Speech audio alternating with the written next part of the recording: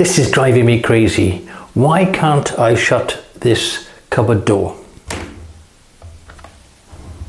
So, the mystery of the cupboard door not closing has just become less of a mystery.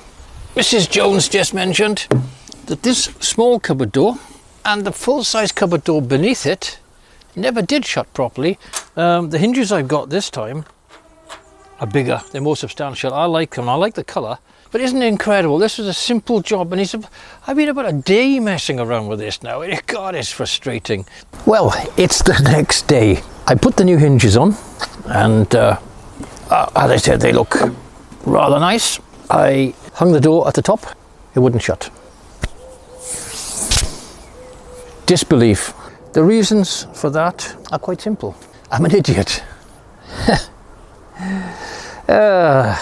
Hinges have to be recessed on the door and the frame so that when it's in the closed position and the hinge is right over, that it is flush. And when they go in slightly off true, they are standing proud. And that is all the problem seems to be. Okay, I have a cunning plan, and I hope it's not as successful as Baldrick's many cunning plans.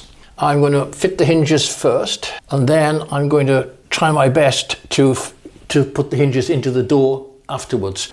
God, I wish I was good at DIY. This is going to be incredibly tricky, if not impossible.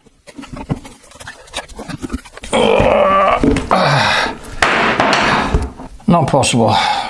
As you might have guessed, I had to give up. I just can't do that on my own. But this is just dragging on, so I decided to move on to the lower door and see if I have any more success with this one.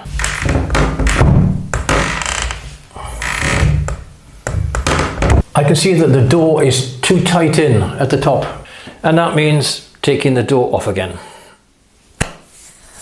I can't begin to tell you how much I'm hating doing this.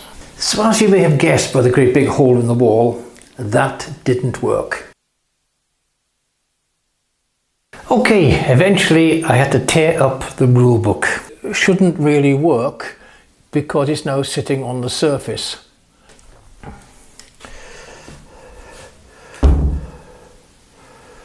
There's a slight spring back to that point. Well, that's it filled and the edges built up. At last the doors are complete, they are hung. I threw away the textbook, I ignored the YouTube experts. The hinges are surface mounted and now it works perfectly.